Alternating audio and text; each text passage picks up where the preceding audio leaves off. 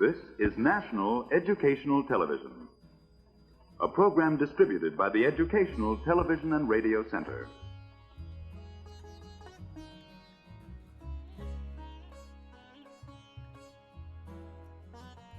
The Religions of Man with Dr. Huston Smith.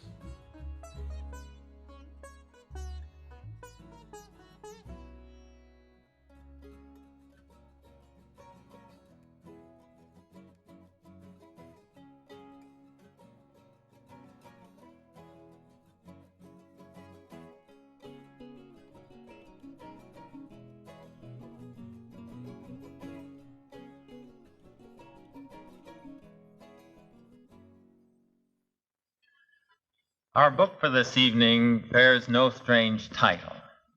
It is called The Holy Scriptures of the Jews, more commonly known in our culture as the Old Testament.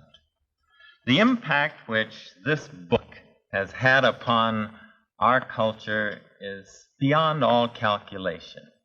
Some have suggested that perhaps 1/3 of all of Western civilization springs directly or indirectly from the insights and the history contained herein.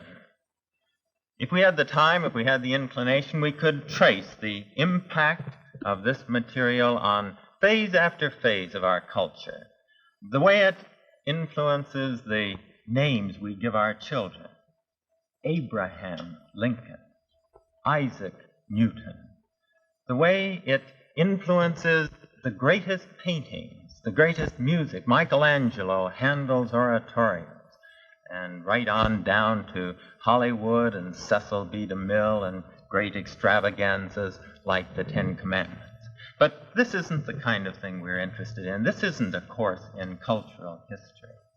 We're interested in the impact which this point of view had upon the most basic ideas which we hold in common. What do Americans believe in? Well, most of them believe in one God and the brotherhood of man. And here, if nowhere else, we are inheritors of the legacy of Israel. Now, if we were to go back to the land which produced this tremendous impact upon our way of life, we would expect it to be just as impressive as the impact itself. Actually, however, it's not at all. Palestine, the land around which the Old Testament focuses, is really a very inconspicuous land, small, a kind of postage stamp of a country, measuring maybe 150 miles from end to end, 50 miles wide at some spots, but much less at others.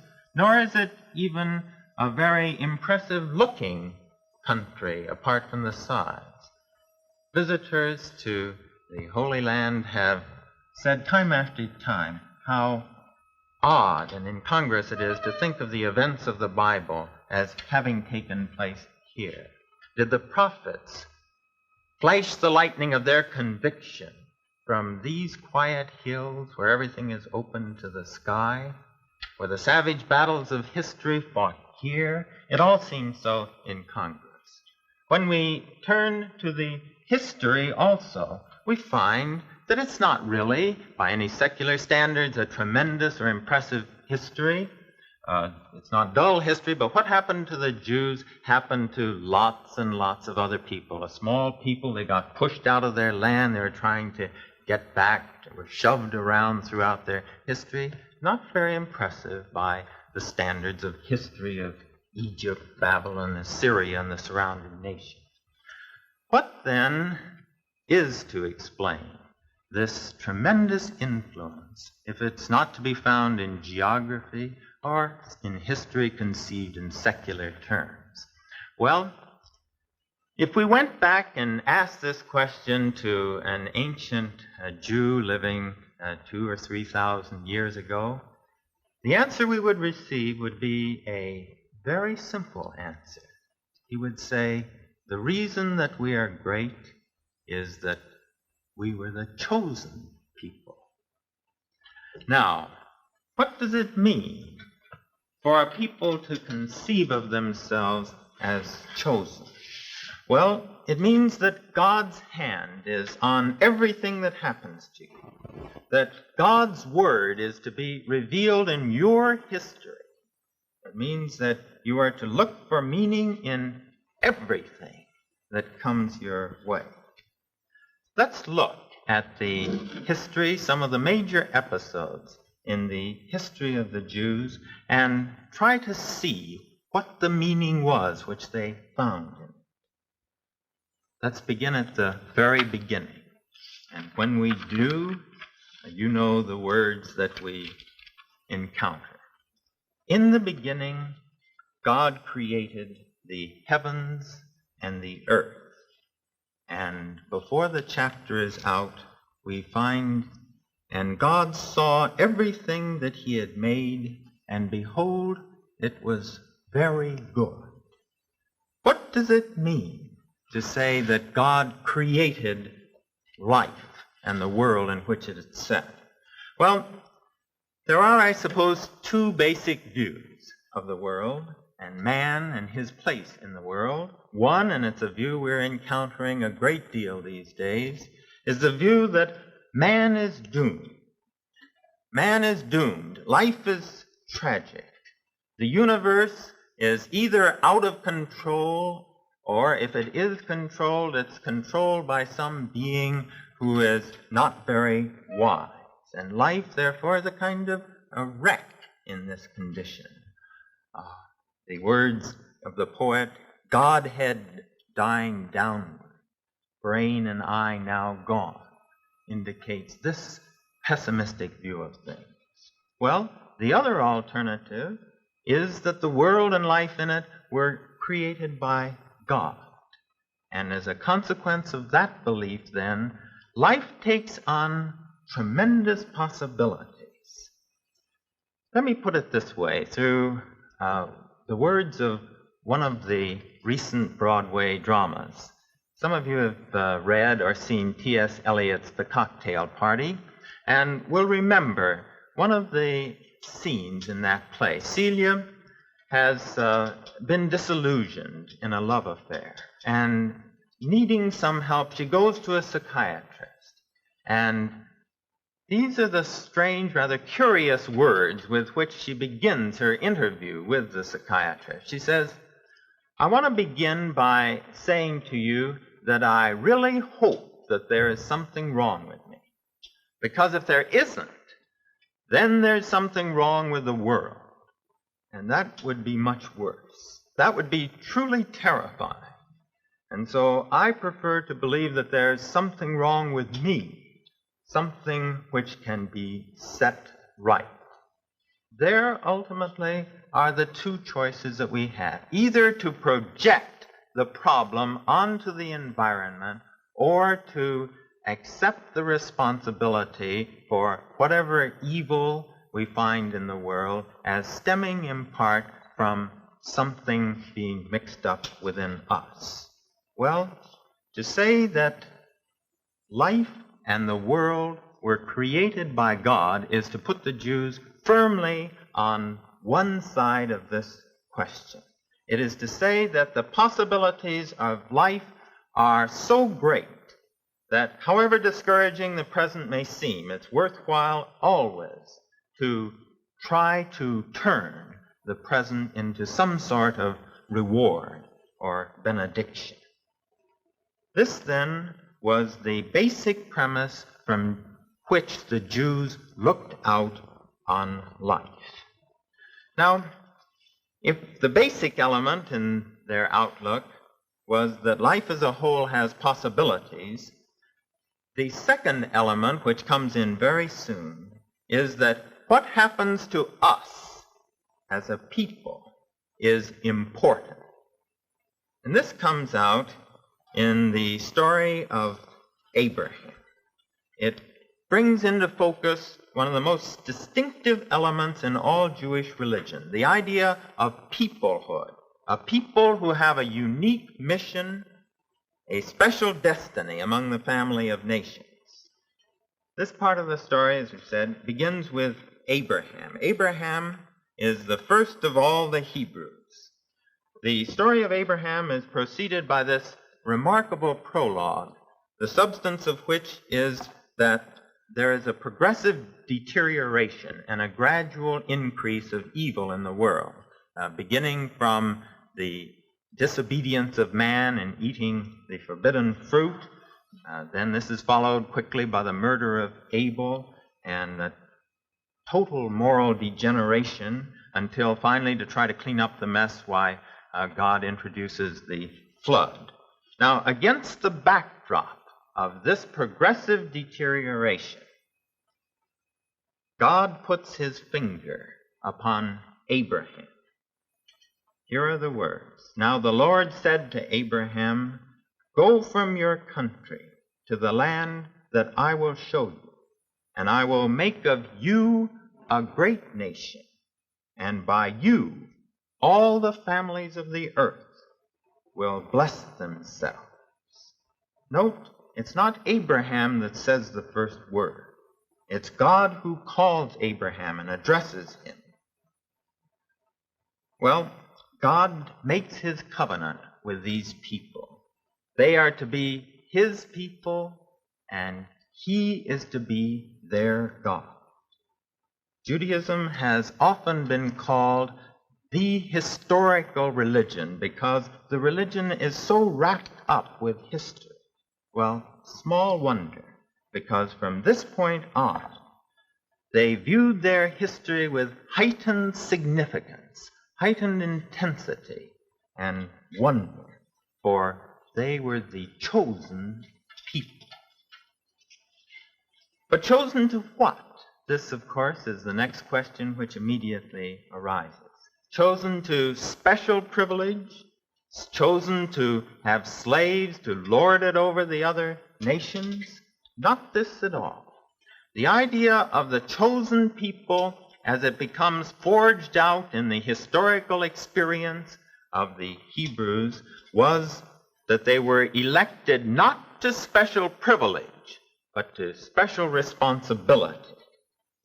And the man who gave this interpretation to the chosen people, the man who more than anyone else read this meaning into it, was a man named Moses. Moses was one of the great statesmen of history, but we can't take time to talk about that aspect of his work.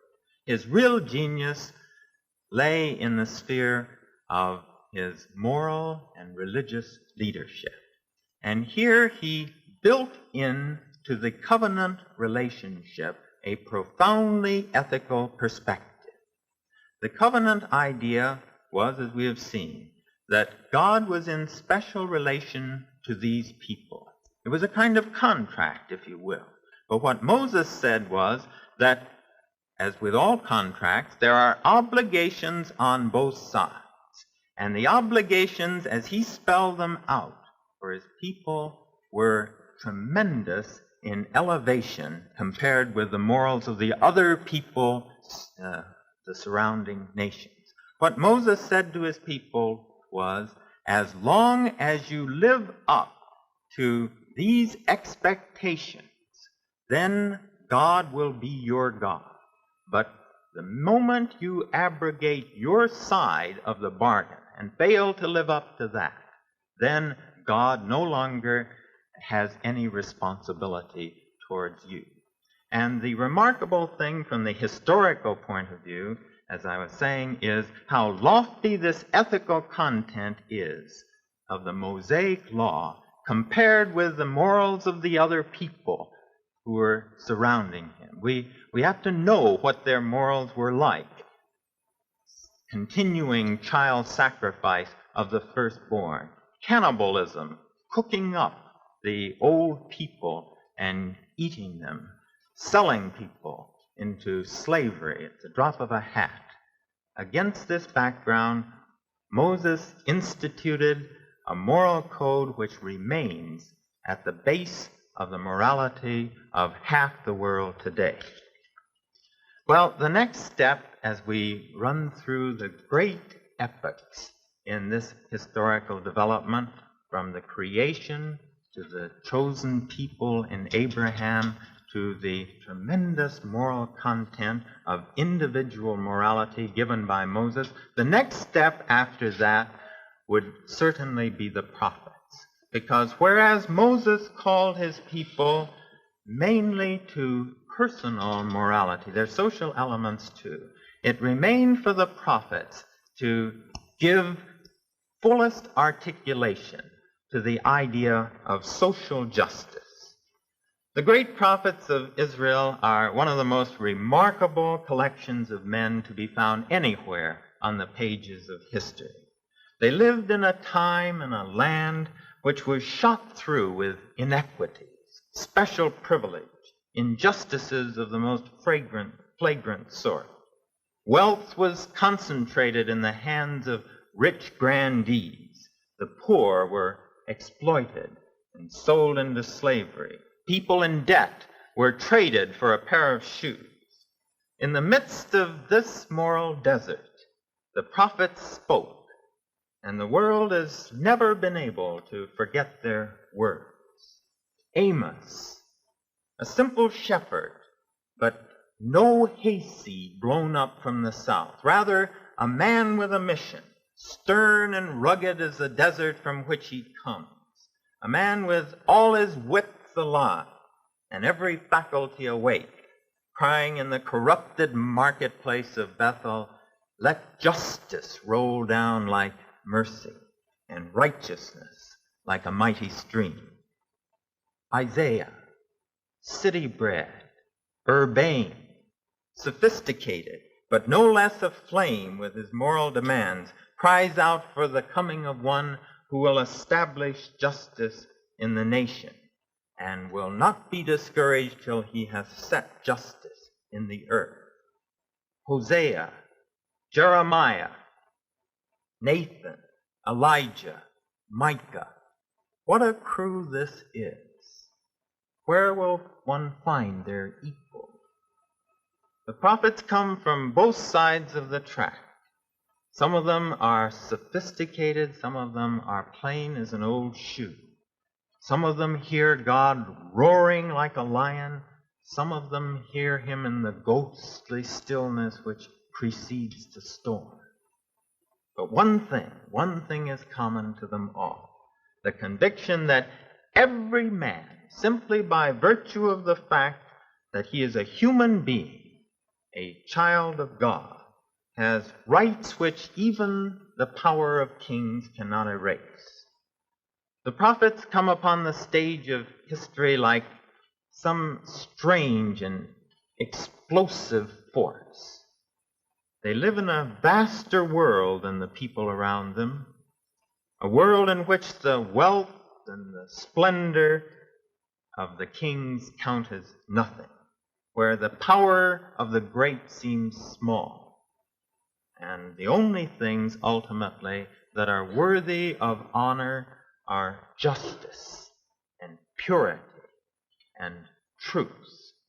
And so it is that whenever men and women have gone to the pages of history for encouragement and inspiration in the age-long struggle for social justice, it is to the prophets of Israel, more than anywhere else, that they have found it.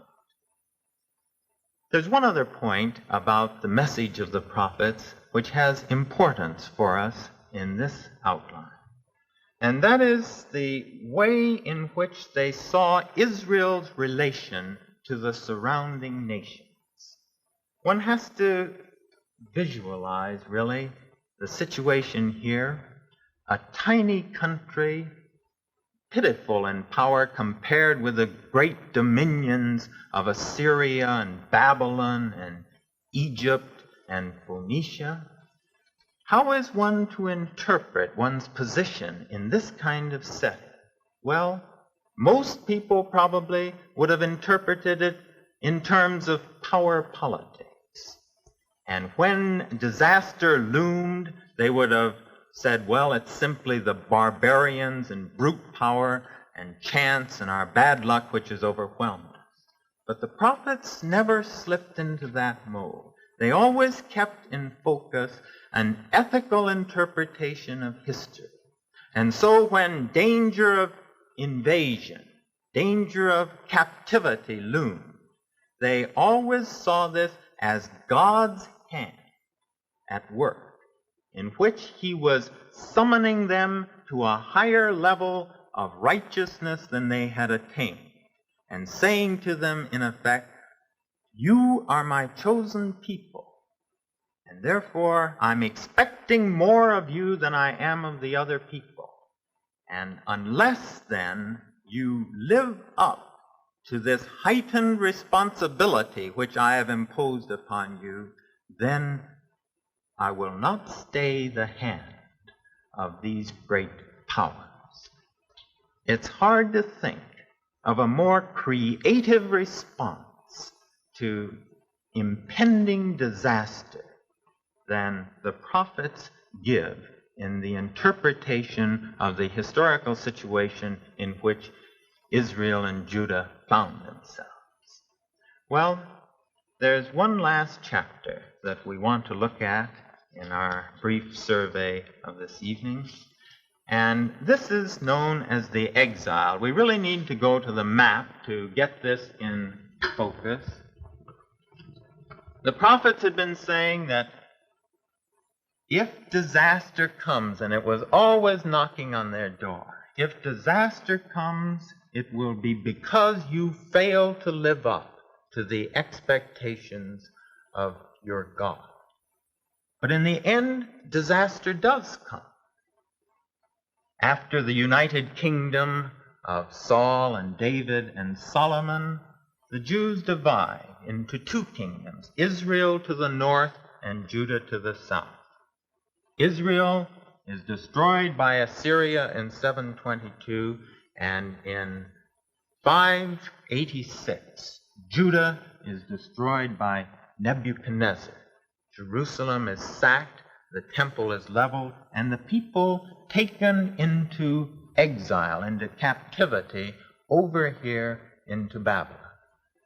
It was really the depth of their experience. All their hopes seemed to be shattered. It all looked like it was over. But what did the prophets say about this situation? Before destruction, they had said, if destruction comes, it will be our fault. You can't imagine, as I was saying, a more creative interpretation than that. But when destruction came, after it's come, there's no point in saying it's our fault, it was our fault. All the creativeness has then gone out of that interpretation, and all that leads to is remorse.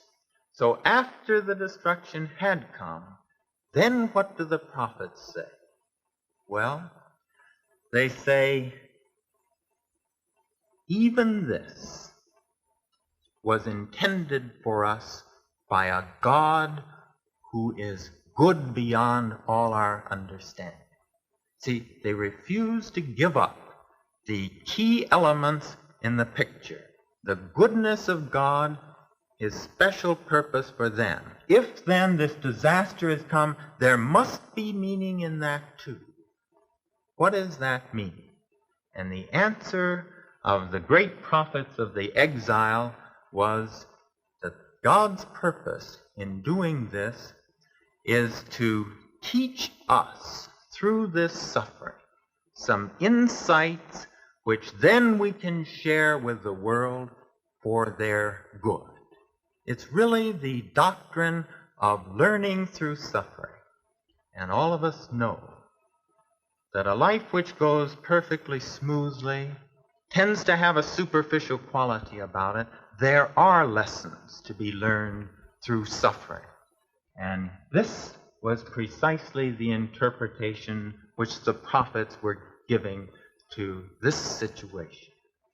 This has come our way in order that through this suffering we shall learn more deeply than other people have experienced the meaning of freedom, because when you're in captivity, you see what freedom means.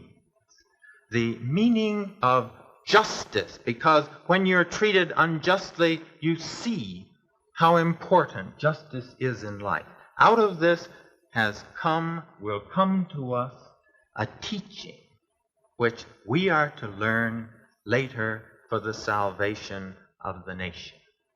Well, we've gone through 5 stages in Hebraic history, beginning from the very beginning with creation to the idea of the chosen people and Abraham, to the idea of individual morality on a high level as expounded by Moses, to the ideal of social by the prophet, to the theme of the potentialities of suffering and what can be learned therefrom.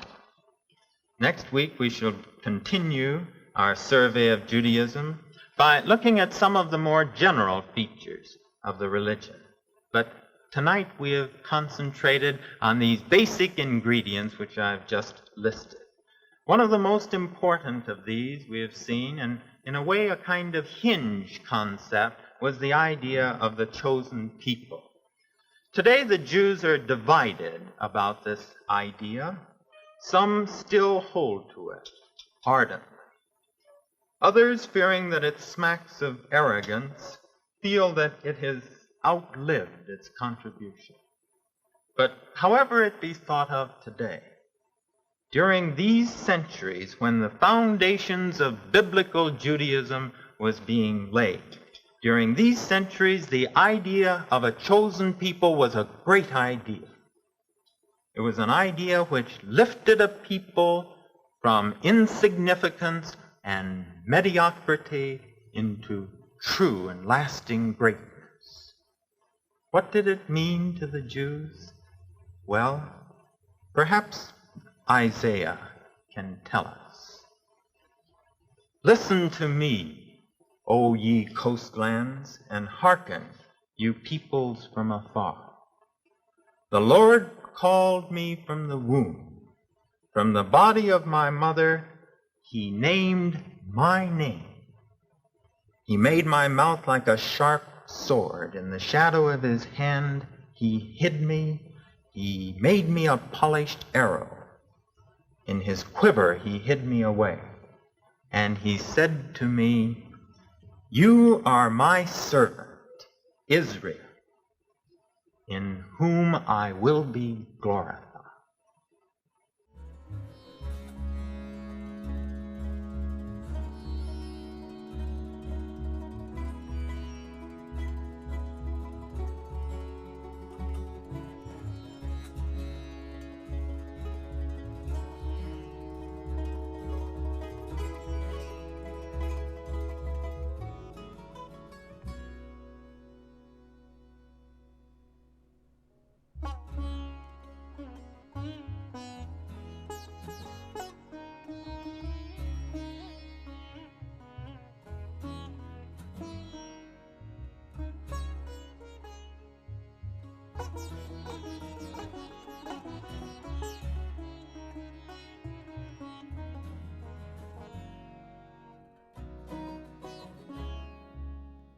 Religions of Man is produced by Washington University and KETC Channel 9, the St. Louis Educational Television Station and Production Center. The preceding program was distributed by the Educational Television and Radio Center. This is National Educational Television.